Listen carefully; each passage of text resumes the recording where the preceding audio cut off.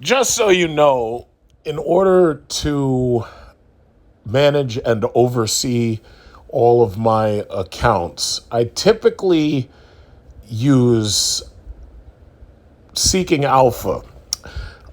Seeking Alpha is basically a stock website where what they do is you can input your portfolio and you can track the individual stocks, or you can track the performance of a large group of different types of stock. And you can also see all the news related to them. So basically, the index that I created for myself, Mangoat, Microsoft, Apple, AMD, Nvidia, Google, and so forth and so on, oil stocks that pay dividends, and so forth and so on.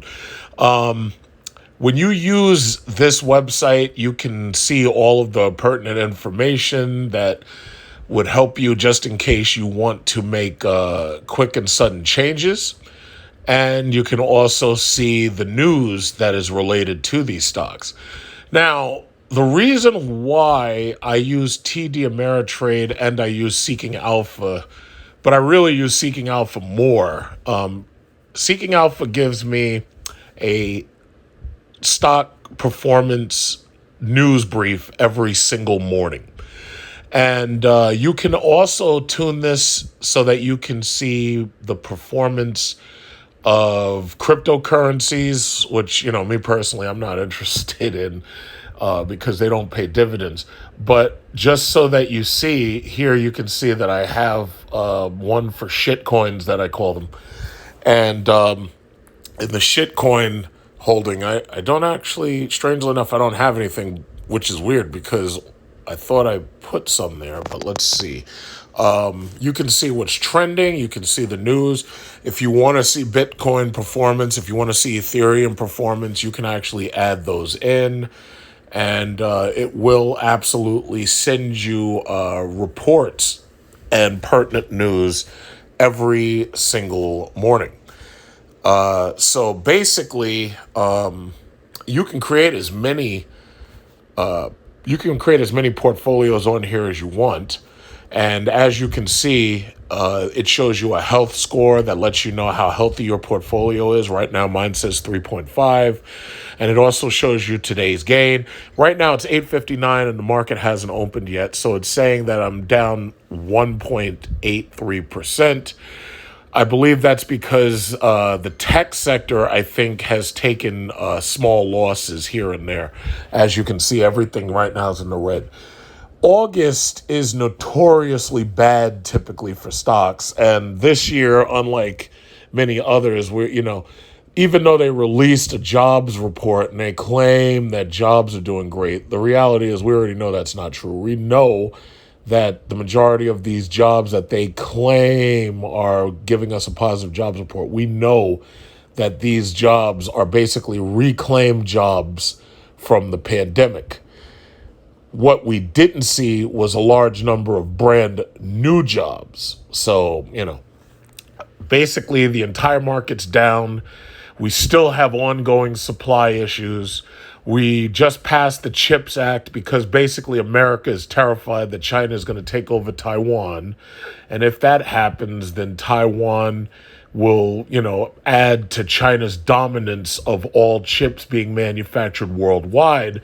So what America is basically doing with the CHIPS Act is we're trying to force American companies domestically to make microchips so that this way we don't end up in a situation like this again, where you have cars that you can't sell or you have devices that you can't sell simply because they don't have microprocessors.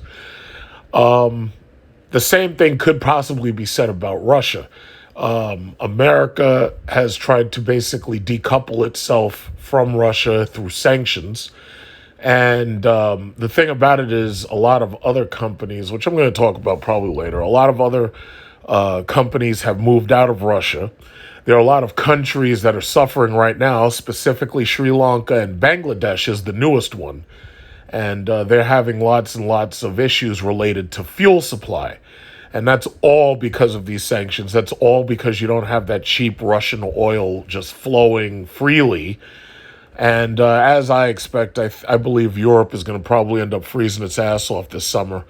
And some of them may be forced to deal with Russia simply because they can't go with their citizens freezing their asses off. So we'll see we'll see what happens.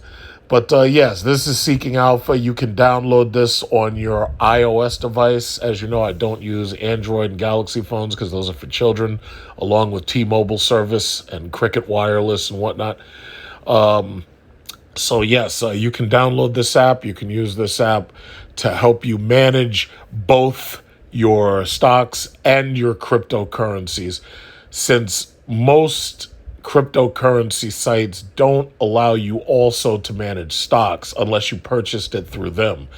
But Seeking Alpha is actually a very good website for keeping track of your stocks, your dividend-paying stocks, and your cryptocurrency if you so choose to invest. Now, on a daily basis, on pretty much every single day, I listen to stock news. I will usually be reading my stock news.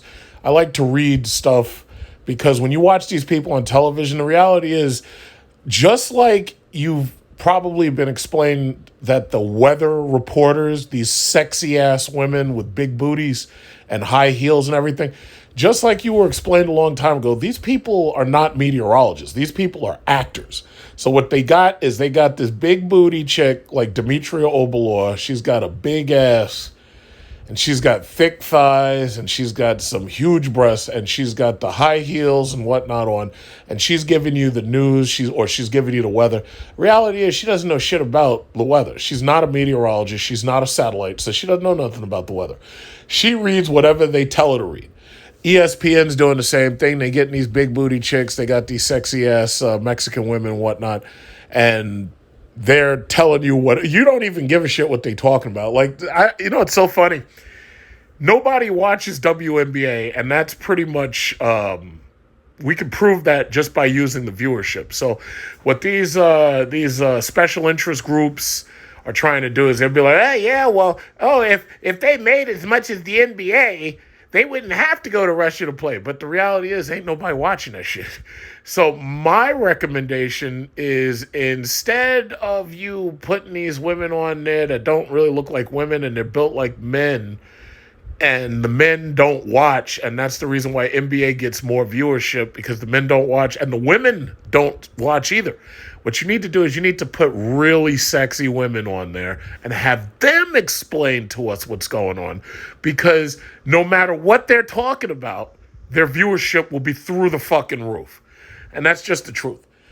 So be very careful who you're getting your financial advice from. Now, I personally, on YouTube, I like listening to Peter Schiff. Peter Schiff does vlogs. Unfortunately, his channel's fallen off because what he decided to do is he decided to try to make you pay for day-to-day advice or his day-to-day vlog information. And the problem is he's basically always either a day or two behind because he switched to this pay-for-play platform. I think he's on Patreon or something. The newest guy that's popped up is Maverick of Wall Street, and I like listening to his channel because technically he's a better YouTuber than Peter Schiff, but when you really look at it, what he's doing is he collects clips and he collects the news as it's being played, and he uses that in his channel. The only downside to that is if you use content from MSNBC, CNBC, or Fox Business, you always run the risk of YouTube giving you a flag and saying that there's copyright infringement. So I consider that a problem. So just so you understand, I screenshotted a couple of photos that Maverick of Wall Street had because he was comparing Warren Buffett style investing to Michael Burry style investing. So this is Warren Buffett's main portfolio. These are just the symbols of his holdings, his major holdings.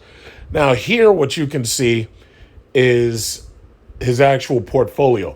So Warren Buffett's portfolio, let's look at this. Warren Buffett has $363 billion in his portfolio. So basically, let's just say it's $363.5 billion, right?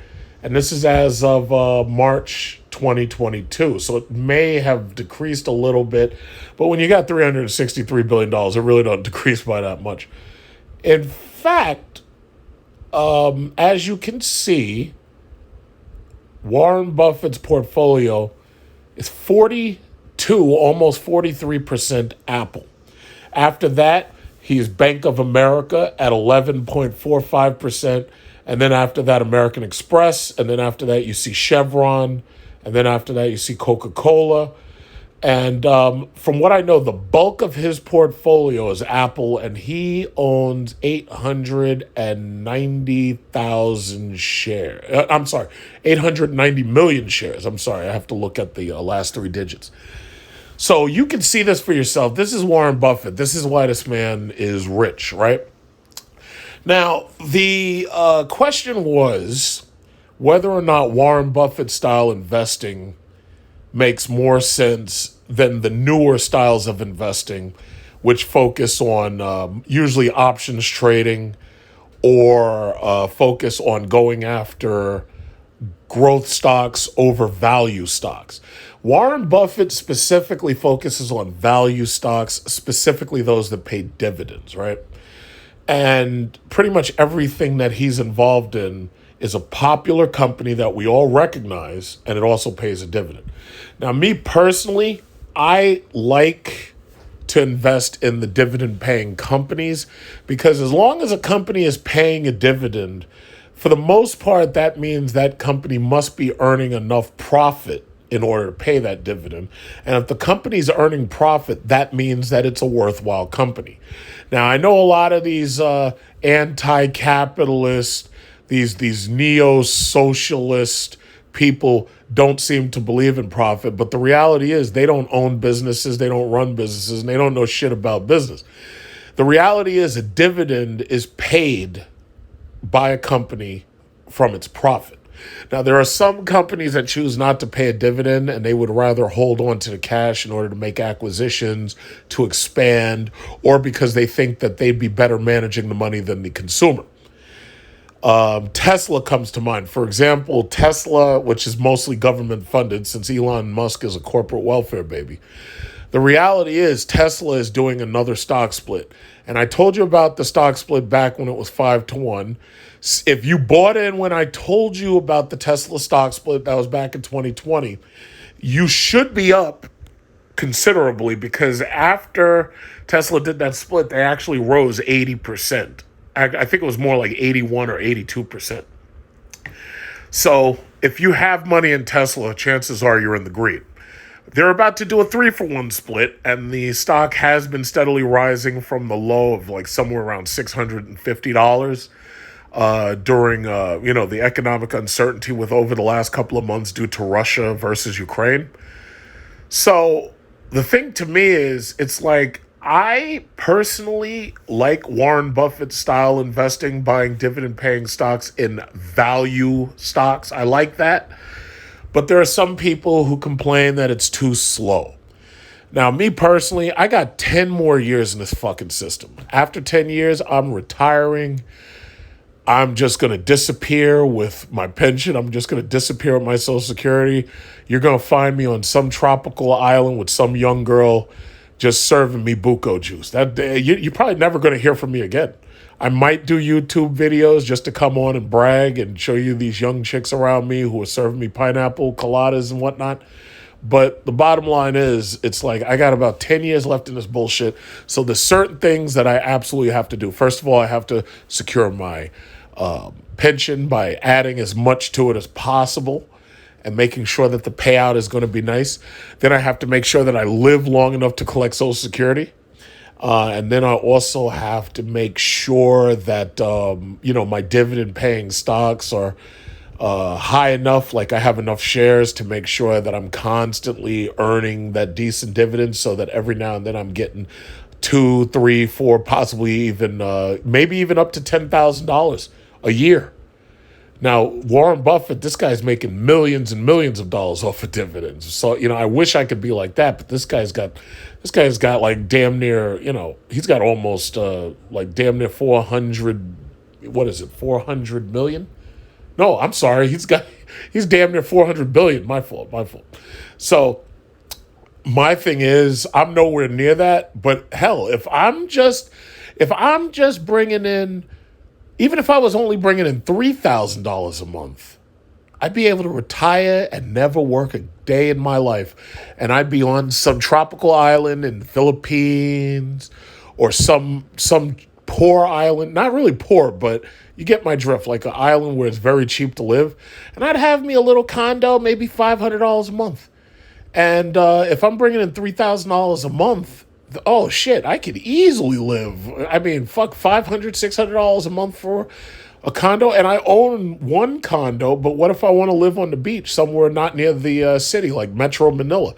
It's like, all I got to do is have, what, $3,000 a month? And I'd be a king. The average Filipino makes less than $10,000 a year. But here I am, an American who wants to retire.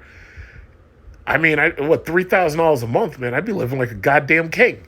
And I'd have me a girl just serving me. I'd be like, yes, hey, honey, bring me the buko juice. And she brings in the buko juice. It's like, it's just that simple. I mean, that's amazing. So the thing about it is Warren Buffett style investing, some people complain it's too slow because they think that they're just going to make a lot of money very, very fast. I personally don't believe in that. I personally believe that you're better off being the tortoise than being the hare, because the hare, yeah, you could possibly make money very quickly, but you could also lose it very quickly. And that's something that happens with options trading a lot, which is why I'm not really into options trading. I'm into buying and holding dividend paying stock. Michael Burry, these are, Michael Burry. Now, what's fucked up is I think the crazy thing about Michael Burry is nobody would know who this guy is if it hadn't been for the movie The Big Short. This is not a picture of Michael Burry. This is a picture of Christian Bale, the guy who played Batman for the Nolan movies. The way I see it is, if you're going to talk about Michael Burry, you kind of ought to use the real photo of Michael Burry. Really? I think you really should do that. So anyway, Michael Burry, just like me, he's bought into some of the things that I've bought into, like Stellantis, who makes Jeep, Chrysler, Ram products, and Google. Now, Michael Burry also, for whatever reason, decided to buy heavily into Meta, Facebook, and he's lost a lot of money. Now, even though this is accurate as of March 2022, the last time I checked Meta, for example, Meta was under $170 as a current price.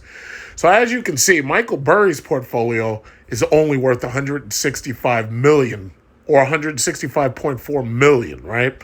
So he's way under Warren Buffett, because Warren Buffett's up there. He's damn near $400 billion. But Michael Burry's top portfolio picks is Bristol Myers Squibb, of which he owns 300,000 shares. He has, and that's 13.25% of his portfolio. Then he's in Booking Holdings, Warner Brothers, and as you can see, he's taken huge percent dips. Warner Brothers lost 43.85%. As you can see, Google did its stock split. I told you about the Google stock split. I told you about the Amazon stock split. Now, if you bought into Amazon and Google the moment I told you about it, you're definitely positive in Amazon, but you might be down a couple of $100 in Google. Don't worry about that. Google is a tech company. All of the tech companies are hurting right now. So these are long-term holds. And that's the thing. A lot of people, they think that they're just going to put in a couple of dollars. They're going to be rich in 2 or 3 days. It doesn't work that way.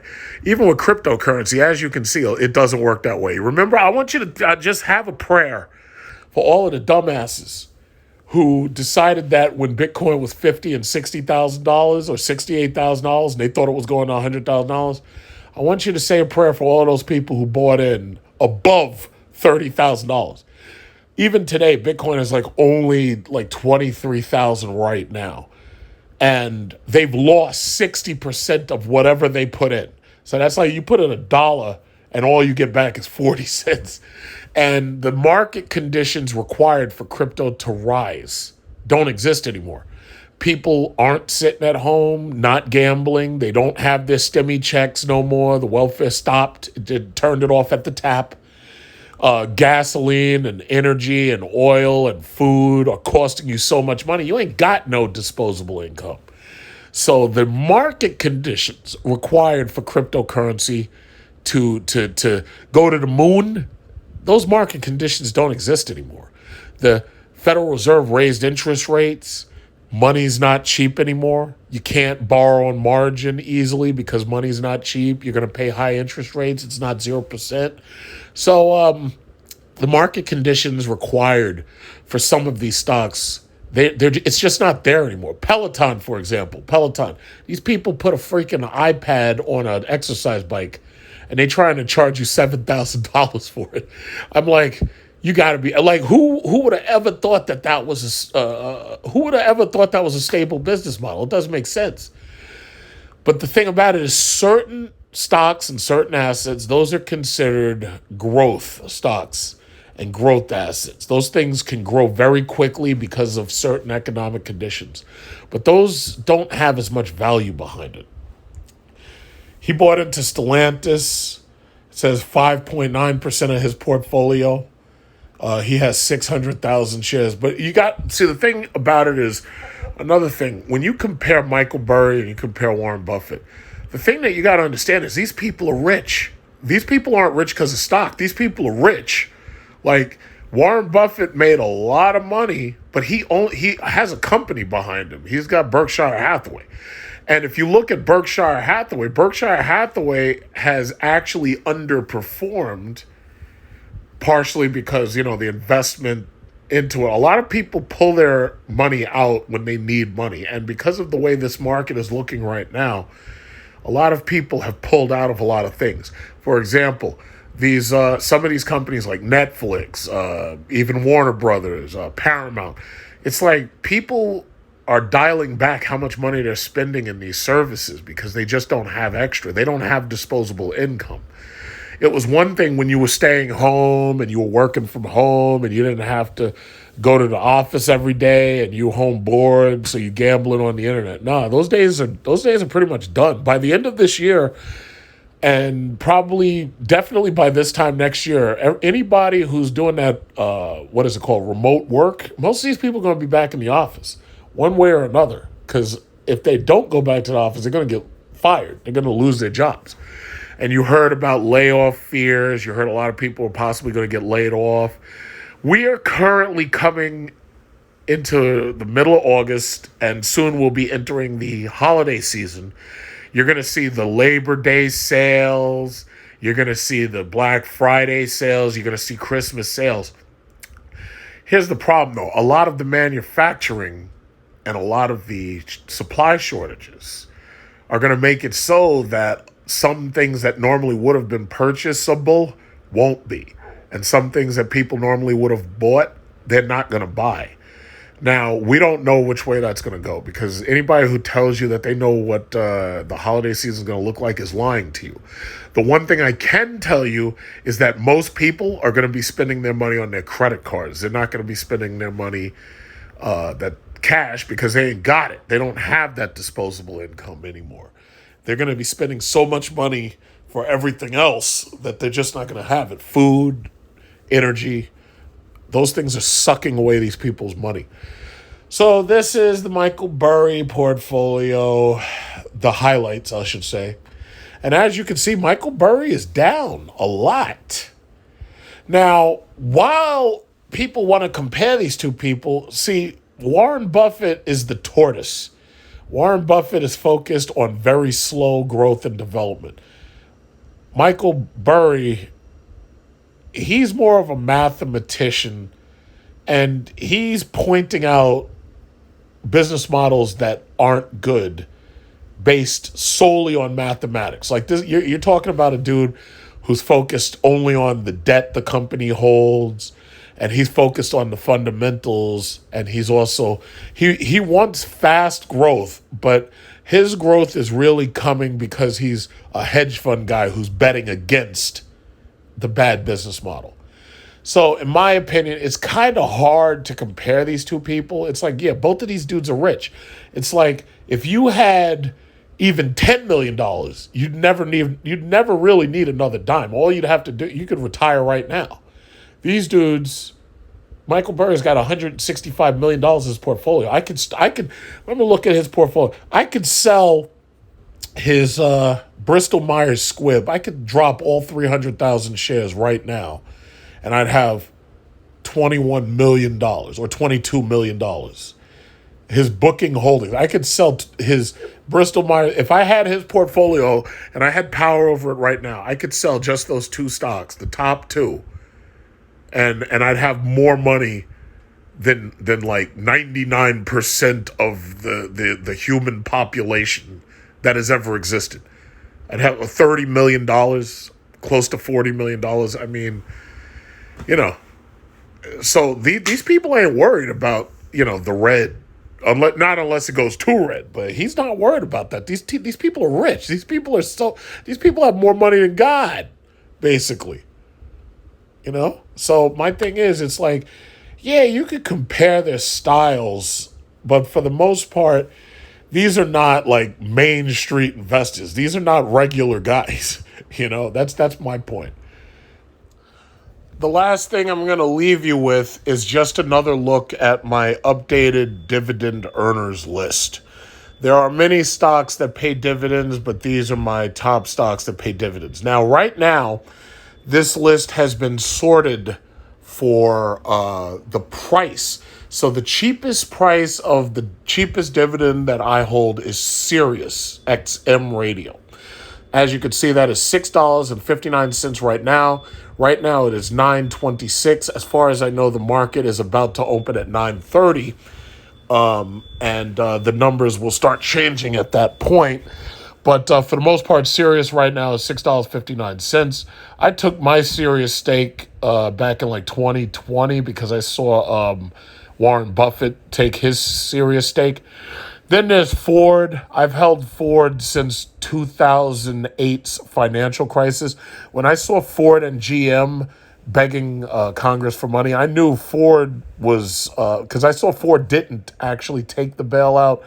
GM and Chrysler went into bankruptcy, and they came out somewhat stronger, but GM is definitely a decent buy now, especially if you do options. And so is Stellantis. And I hold Stellantis. I have like 1,000 shares of Stellantis. I have over 1,000 shares in Ford. And I got Ford, what was it originally? I got Ford at like $1.70 something. Right now, Ford is $15.68. So anyway, this is adjusted for price. Now, if I go by who has strongest dividends and whose are lower, you just go by yield. And let's go by yield. Sunoco, because Sunoco's oil, you see Sunoco's at the top. Sunoco's last price is $39. Then after that, you see AT&T, $18.04, $18.04 a share. The dividends pretty much go down at this point because you go from 8.21 down to 6.17. Verizon with 5.75. Gilead Sciences, that's a biopharma, that's 4.74. BP 4.42. ExxonMobil 3.96. Citibank, I believe, is 3.95. Then you see Ford again. Then you see, Shell. Chevron, VLO is Valero. That's just like Citgo for the most part. It's gas and oil. The strongest stocks that I hold when it comes to dividend are oil and banks. So the other tech stocks that I have that pay dividends are military industrial complex. Lockheed Martin, for example, LMT, they pay a 2.36% dividend. There's also General Dynamics where you see GD right here in the middle. They're the people who make the F-16 fighter jets. Lockheed Martin makes the F-35 and the F-22, which is not exportable. The F-35, see, this Russia-Ukraine war, one of the reasons why whenever we go to war, you see a lot of people pile in to the military-industrial complex stocks like Lockheed Martin, General Dynamics. Raytheon, Boeing. The thing you got to remember is these companies, they're not just building fighter jets, they're building programs. When you buy a stealth fighter, that thing needs so much freaking maintenance. The reality is the Europeans don't want that stuff. They don't want Lockheed Martin fighters. The problem is now that Russia has invaded Ukraine and is basically winning, all of Europe is terrified that they're going to be next. I don't believe Russia's invading them next, not unless they do something offensive towards Russia. But the reality is fighter jets don't really make a big difference. You see, we got all these fighter jets. We got the F-22, we got the F-35. We got all these stealth fighters that cost a lot of money. But who are we fighting? We're fighting Arabs who have like nothing. They don't even have decent air defense. They don't have decent SAM sight. It's not like when you watch that movie Top Gun. Now, I want you to notice, when you saw Top Gun Maverick, we were up against an unnamed country.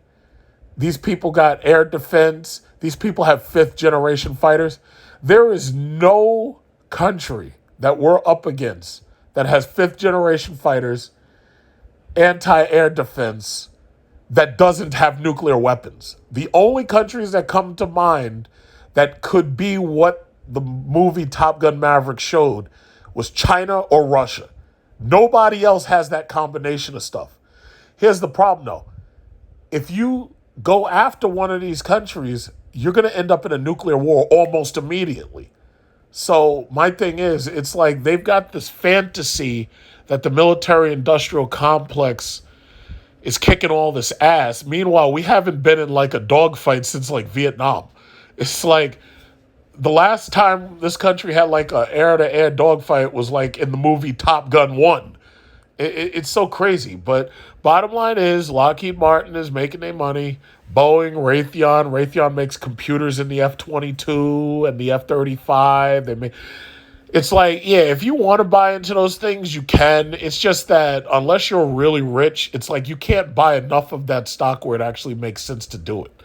So, that's up to you. Now, Boeing I would definitely buy because Boeing makes passenger jets like the 787 Dreamliner, the 777, the 777X. It's like Boeing's worth buying. They're military-industrial complex, but they're also consumer commercial. So they're worth buying, definitely. And the reason why I talk like this is because I want you to understand my investment strategy. So I'm explaining why I buy certain things. I'm trying to make sure you understand that. Oxy Petroleum is yet another oil company, and they're doing their thing. They're doing very well. And then obviously you have Apple, MasterCard, American Express, and Visa. V is the Visa right there. MasterCard. Now, if I adjust for the price, if I adjust for high price, you get Lockheed Martin, MasterCard, Microsoft,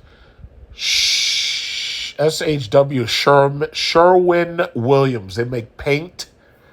Then you have Gilead Sciences, Verizon, NVIDIA, Johnson & Johnson, Apple, American Express, Chevron, and DOV is Dover Corporation Common Stock. EA is Electronic Arts. You play their video games, obviously. So basically, these are my dividend earners. This is my portfolio. I keep half of, well, not really half, but I keep a large percent of my portfolio in Charles Schwab. And I also keep a smaller portfolio for YouTube and TD Ameritrade. And then I keep another portfolio that I started with in E-Trade. I would say the reason why I keep my Charles Schwab is because I actually like physically going to Charles Schwab, because I actually have a Charles Schwab in that mall that I showed you. It's called Americana Manhasset. And when I go there, like I get to play dress up. Like I throw on my suit and I go there and I walk in like I own the place. And I forced them to get me the coffee. And I can come right in and be like, "Oh, sir, would you like some coffee?" Goddamn right I would. Obviously, I'm rich, right? So, I like going in there and playing dress up. A lot of things I actually like going into the offices for. So this way they could see me and I could show off my credit score and everything and be like, yeah, I'm hobnobbing with the rich people. Ha ha ha. It's fun. It's fun. You should do that sometimes, because it changes your mentality. It's just like I keep trying to tell you, if you're going to fly on an airplane, you really need to fly business class or you need to fly first class if you can afford it. And the reason why is because it changes your entire mentality, because you start to bring things into your life that are upper class, And when you start acting more upper class and you start being more upper class, you start behaving more upper class, it's like you actually start to become that, A lot of people like to, play in the gutters and the mud and shit. I don't do that. I just don't do that. I'm sorry. It's unbecoming. It's unbecoming of a gentleman. But basically, that's that. I mean, that's my portfolio. That's the entire thing adjusted for price. And I hadn't made a stock video in a while because the stock market has not been as interesting as talking about the news regarding student loans and the news regarding, PPP fraud and whatnot. So that's basically that. Hopefully you're learning something. And any questions or comments, you just put that in the URL section. And for the most part, I answer them within about a day or two until like weeks pass. And then I stop answering them because, I don't see the notifications anymore. So, that's about that. Questions, comments, I appreciate them. People who've made money off of my advice, I appreciate that. I'm really happy for you. And that's just that, because the reality is, the market's going to be in the red for a while. August is notoriously bad for stocks, and that's historical. We're about to enter fourth quarter soon. Fourth quarter usually has a strong pickup because of holiday spending. First quarter shows a drawdown, and then third quarter and fourth quarter usually aren't as strong as the fourth and the first quarter of the next year. So we'll see what happens. But, questions, comments, I appreciate them. Just let me know. Former crypto billionaire insists Bitcoin will soar to $250,000 within the next 18 months. Former crypto billionaire. Who is this guy? Let's get in there. Who is this guy?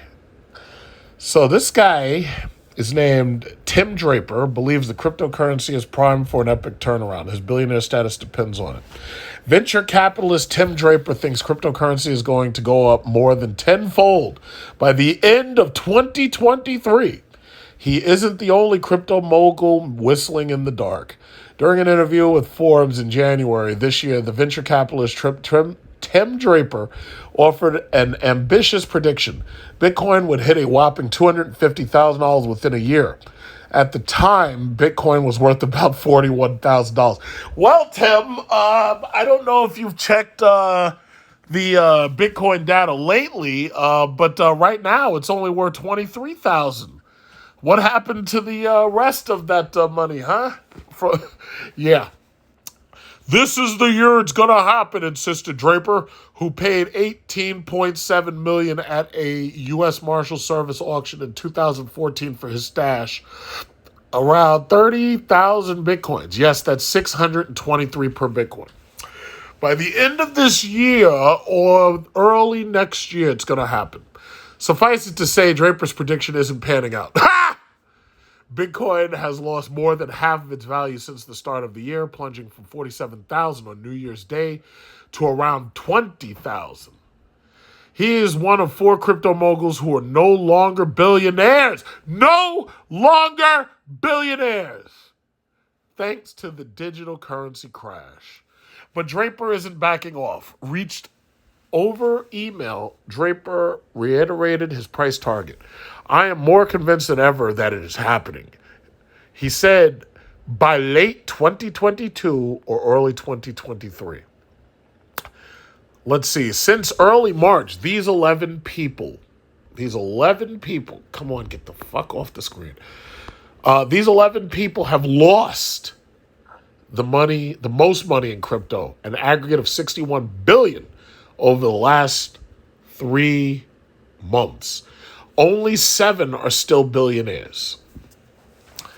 Changpeng Zhao, Sam Bankman-Fried, Brian Armstrong, Chris Larson, Cameron Winklevoss, Tyler Winklevoss, Jeb McCaleb, Fred Sam, Michael Saylor, I know you, Matthew Rozak, and Tim Draper. So Michael Saylor, what's he lost? It says he's lost, it says your 311 net worth, 1.6 billion, and right now you're only worth 622.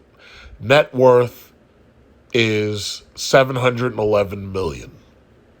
So basically what you're telling me is that these people place bets on Bitcoin and they've lost sizable chunks of money, which is interesting because, okay, yeah, this aggregate shows the people who've lost a large amount of money, but it says source of wealth was Ripple and Stellar. He went down from 2.5 billion to 2.1.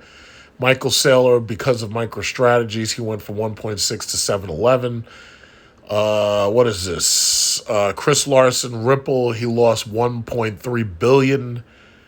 Coinbase, Brian Armstrong, god damn, you lost $4 billion? 6.6 billion to 2.2. Well, Coinbase and Coinbase and Robinhood, their performance has sucked. Jesus. Look at this guy, Changpeng Zhao. 65 billion down to 18.75 billion. God damn. That's a fuckload of money to lose like that. Damn. That sucks. Well, I want everybody to remember when Bitcoin was rising, when Bitcoin was hitting $68,000, it was only because, first of all, you had all these people sitting at home gambling their stimulus welfare checks. That's number one. I've said the same thing, and I will keep saying, I will say this forever. Those stimulus welfare checks pumped up Bitcoin. And back then you had 0% interest on borrowed money. So you had some people like Michael Saylor borrowing on margin. And the economic conditions that pushed Bitcoin to 68,000, it never even made 70,000. Those economic conditions no longer exist. Right now, the average man on welfare, the average man on Wall Street does not have the extra money to invest in cryptocurrency. In fact, a lot of the money that they had invested in stocks, they're pulling out of stocks. They're pulling that money out of stocks because gas prices are up. Energy prices in general are up to heat your house. Natural gas prices are up. Coal, all of that, everything's up. Inflation is eating away at our money. So if you go to the store and you buy just about anything, it could be fucking cleaning products. It doesn't matter what you buy. Everything's inflated. Look at the price of eggs. $4 a carton. Look at the price of bleach. Bleach is damn near like the gallon of bleach that you used to buy. That shit used to be $1.98. It's like $7 or $8 now. Maybe more. Depends upon where you go. Fabric softener for shit. I like my fabric softeners. I get Suavitel. And I collect those Suavitels because I like the colors. It's like Thanos getting those Infinity Stones. Even the price of that is up. So you got to understand something, guys. It's like people are pulling out of the stock market. People are pulled out of the crypto market. Crypto market lost over $1 trillion. I think it was like $2 trillion or something like that. So yeah, for somebody like this Binance guy at Changpeng Zhao, yeah, I'm not surprised at all. You lost what? You lost more than 40. You lost damn near 40 billion. If this is 100% accurate, because you got to remember this is 622. This dude lost over $40 billion. But hey, listen, easy come, easy go, right? And you got cashed out by a bunch of children with Robinhood accounts. That's what happened to you. You got cashed out. And I just want you to understand something. A lot of these super rich people, they spend a lot of money advertising. Because if they make some money and they spend money advertising on these coins, they can pump these coins up. That is like classic pump and dump. I don't understand what's taken the SEC so long to start attacking these goddamn pump and dump schemes. But rest assured, thanks to the Biden administration, they're coming after you. All of you crypto buyers, they're coming after you. They're forcing all of your coin wallets are being forced by law to make a 1099 report to the IRS. So for you people who thought you were just going to get into this bullshit and launder money and move money around, it's not happening. So that's just the reality. I can't understand why the SEC waited this long, but my conspiracy theory about it was that the reason why they were using cryptocurrency is because they knew that they could convince suckers to invest their welfare checks into crypto, which would allow them to basically make that money disappear instead of allowing it to be part of inflation. See, if you get people to invest in crypto and then you zero them out by fucking rug pulls, what it means is that that's money that didn't go into the market for manufactured goods. So that means that instead of you being able to go to the market and buy a lot of products off the shelf, what we'll do is we'll sucker you dumbass into buying Dogecoin, and then we'll rug pull you, and now all that money just disappears. We don't know where it went. It just disappeared. So that was always my conspiracy theory, because the mere fact that the government's been involved in cryptocurrency, to me, that right there was the warning sign. I was like, you know what? What's scary? And let me say this. I've been saying this since 2018. Once the government got involved in 2018 and I saw that first major decline of Bitcoin, some people were calling this crypto winter. I say, no. What's happening here is you've got government intervention, and government ruins everything. But the crazy thing to me is there were people who put large portions of their wealth into Bitcoin and cryptocurrency. I mean, you had people who would get their paychecks and they would put chunks of their paycheck into this shit, thinking that this is a real investment. But the scary thing about that is the more you seem to make it a Ponzi scheme, the more you're willing to invest. That's one of the things that you learn if you take a look at that Warren Buffett investing, or even if you take a look at the Bernie Madoff movie. If you take a look at the Bernie Madoff movie, when you start making money, people suddenly start shoveling money towards you. Like Warren Buffett, everybody trusts him with money, even if his investment style is outdated. Then you take a look at Bernie Madoff. People trusted him with money, even though he was in a Ponzi scheme. They assumed, well, he's made so much money thus far. I mean, it has to keep going, right?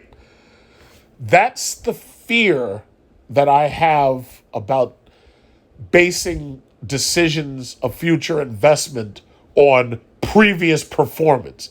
You know how like on MSNBC and CNBC and Fox Business, they're always like, when Jim Cramer comes on, they're like, future market performance is not indicative of past market conditions or something like that. Well, yeah, you have to remember that. And the way I'm saying it, y'all couldn't even get Bitcoin to 100,000 given every single thing that cryptocurrency said that it was going to solve happened. You had global recession. You had global economic uncertainty. You had global lockdowns. You had global pandemic. We damn near thought we were in World War III, Russia versus Ukraine and China versus Taiwan. Every single thing that they claimed was going to push cryptocurrency towards being a Bitcoin $1 million. All of that happened. And still the shit right now is at $23,000. You had global money printing, global inflation on dollars, yuan. You had global inflation on these things, on these currencies. And still they couldn't get Bitcoin back above $50,000. So listen, if the perfect market conditions couldn't get Bitcoin to $100,000 a coin, what makes you think that the exact opposite of perfect, the worst market conditions for those cryptocurrencies, is going to allow them to skyrocket again? Because this is absolutely the worst possible conditions that you could have for these cryptocurrencies. You have a cash-strapped Main Street who's suffering inflation on their money, a recession Main Street, a stagflation Main Street. You have Tesla that dumped over 70% of Tesla's Bitcoin they dumped. And Tesla was the main institution convincing all of these other institutions that they should get into it. You had El Salvador buy the dip at $55,000. Nayib Bukele. When's the last time you heard somebody mention Nayib Bukele besides me? They're trying to erase him from your memory. They don't want you to even remember that this idiot took his money and invested that shit into a Ponzi scheme. He put El Salvador on the crap table. They don't even want you to remember that happened. When's the last time you heard them talk about El Salvador's Bitcoin jumps? When was the last time? He bought in at 55,000 and then bought the dip at 50,000. Tesla did the same shit. Tesla's sitting on a massive loss. Now, I will say this. People keep asking me, they're like, oh, John, should I invest in Tesla? Well, I have to say, now that they did the smart thing and they got rid of the majority of that crypto bullshit, I have to give you a tepid yes. I have to say, you know what? Despite the fact that Elon Musk is still CEO and he's still a government-subsidized welfare baby asshole, I'd have to give you a tepid yes. Now, again, I can't tell you what to do with your money, but I'm just saying, I feel a little safer with Tesla now that they got out of the cryptocurrency game. And even then, Elon Musk is still talking about fucking Dogecoin. He could, I'm coming on Saturday Night Live. While I'm supposed to be building your Roadster, and I'm supposed to be building your Cybertrucks. I'm on Saturday Night Live pumping Dogecoin. While this asshole is on Saturday Night Live pumping up Dogecoin, that shit still didn't get to $1. So I really wish they'd get rid of him as CEO. But the problem is Tesla at this point is a cult of personality. And that the sad thing about it is nowadays with all this media hoopla, that's what ends up happening. Everything becomes a cult of personality. The presidency, Tesla, it's just disgusting to me. And I see it from the outside looking in, you know. I made money off of Tesla. I made enough money to buy a second house off of fucking Tesla. But it's like at this point, it's like when you're dealing with these crazy people, it's like you're dealing with lunatics now. Lunatics. You know what lunatic means? It means people who really want to go to the moon. Lunatic. These are some crazy ass motherfuckers. So it's like, it's like you do what you want to do, but me personally, it's like I can't trust these people because these people are crazy. I mean, they're literally crazy. So, that's just that. But I think I've ranted enough. I hadn't made a stock video in a little while, so now I've made one. So I think I've ranted enough. I could go on and on about this shit, but, I'm going to just go about my business, count my money, do something interesting. Y'all have a very enjoyable rest of your day.